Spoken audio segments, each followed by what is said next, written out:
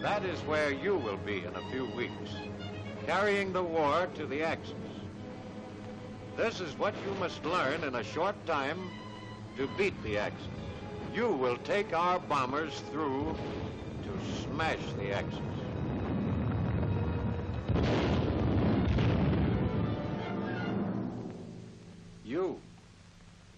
You, and the guy sitting next to you, and you, and you, and you. Every man in gunnery school must want to be a gunner. Otherwise, he'll waste his time and ours. Every man must want to get into this fight, win it, and finish it. He must want the added rank and pay of an automatic sergeancy at the end of only 5 quick weeks. He must want his badge of courage and skill, the gunner's wings, which prove him a flying fighter. You'll be wondering exactly what you will do in gunnery school. When you first report, you'll be assigned to a small group of men called a flight. After one big assembly of all of you, each instructor will collect his flight and call the roll. Jefferson. Here. Jones. Here. Lamano. Here. Pulaski. Here. The same instructor will stay with you throughout your training. He is the boss. He will take charge of every hour of your training. His job is not to pass you or eliminate you, but to teach you. To see that as far as possible, every man in the flight understands his job and becomes a first-class gunner. Your instructor will report on the progress of each hour spent by each man. A daily progress sheet will record his report on your work hour by hour. You will be wondering what the hours on this chart stand for, what you will be studying during the time to come. First, you will meet your closest friends, the 30 caliber machine gun and the heavier, harder-hitting 50 caliber. You will have to be intimate friends with these guns so that you can call them by their first names: bolt, barrel, cover plate, lever, slide, spring, pin, and stud. You will learn how to take the guns apart and how to put them together again. You will learn what each part does in succession when the gun is fired. You will learn what to feed small guns and big guns, and how to doctor them when their digestion goes bad. And after you know your guns and what happens when the trigger is pulled, you will learn about the path of a bullet's flight. Now, the instructor will show you that a bullet flies a curved path. And you will have to find out why, if you want to shoot straight. The problem of hitting a target with a bullet that drops and drifts will bring you to the question of sights. You will make the acquaintance of ring and bead sights and reflective or optical sights. Your introduction to sights will bring you to problems of sighting at a moving target. A gunner uses his sight to figure how much faster or slower than himself an attacker is flying. The instructor will show you how to estimate the apparent speed of an enemy by how long he takes at a given range to fly across part of your sight. During these same beginning hours, you must get the feel of your finest aerial gun platform, the power-driven turret. For several nights, you will have a chance to get used to different kinds of turrets mounted on test stands. You will move the guns as if you were tracking an enemy fighter. The feel of the controls will become easy and natural. Later in the course, you will have to learn how these turrets are put together and how to install the guns. Turret manipulation brings you closer to fighting in the air. The bombers which carry these turrets fly at high altitudes, where the air is cold and thin. A medical officer will tell you what clothes and equipment keep you fit to fight high upstairs.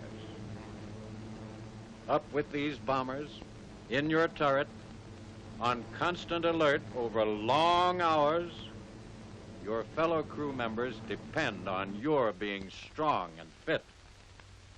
You will have the chance to prepare yourself for this, too, in gunnery school. By this time, you will be ready to start firing guns at moving targets. First, with a BB machine gun at an indoor range, you will begin to learn how to aim ahead of your target if you want to hit it. Then, outdoors on the skeet range, with 12-gauge shotguns, tracking and leading the target will become instinctive. Your first experience firing a machine gun will be on the malfunction range. Something will at once go wrong with your gun, and you will be expected to figure out what is wrong each time your gun jams or stops firing. Don't worry, you'll find the answer.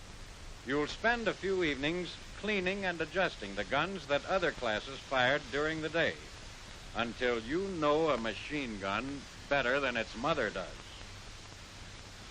When you fire these guns at aircraft or at surface vessels, you've got to be sure you're firing at an enemy.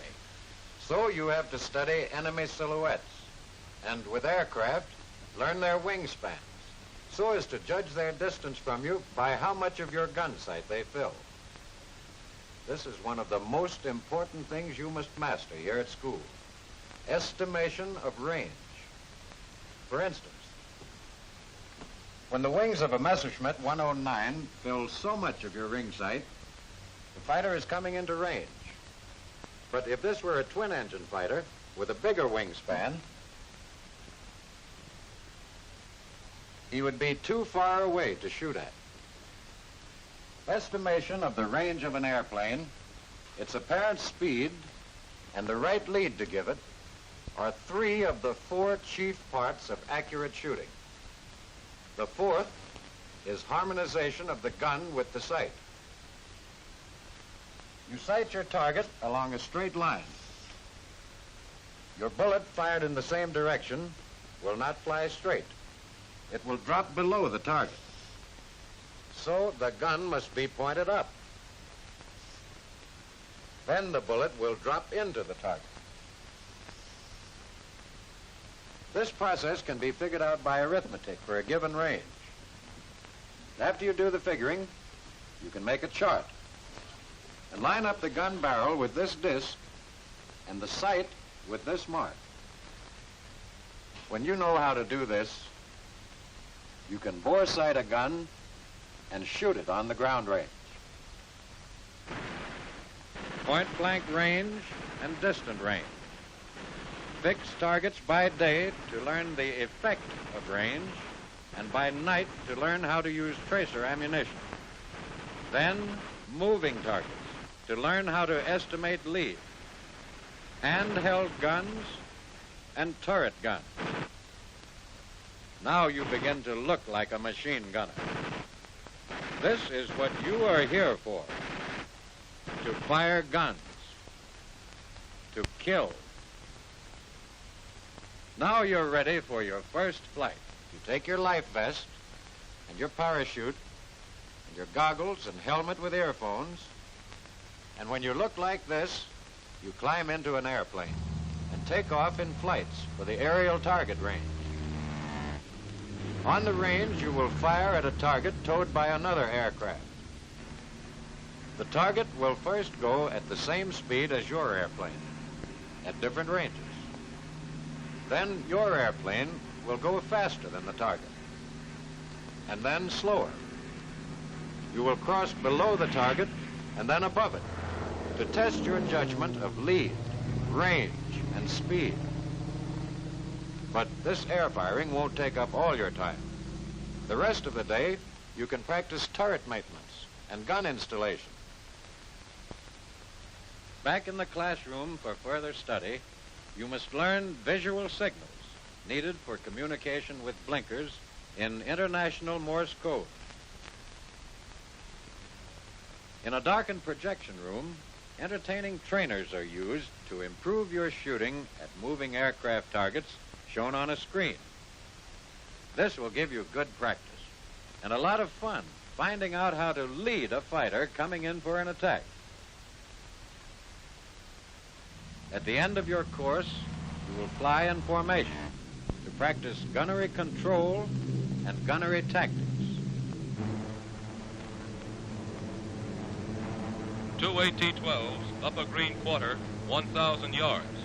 All gunners on target.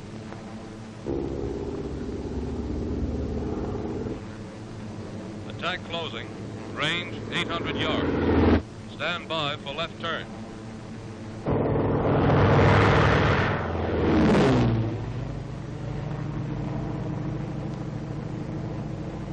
This is only make-believe, for practice. But when you have learned it, when you have learned your academic work, when you have scored high enough on ground and air targets, when you have passed your final examination and received your gunner's wings, then it will not be make-believe anymore. Then the success of a mission will depend on you. Then you will have to be good. You will have to be a gunner. Whether you will be or not is up to you in the next few short weeks here.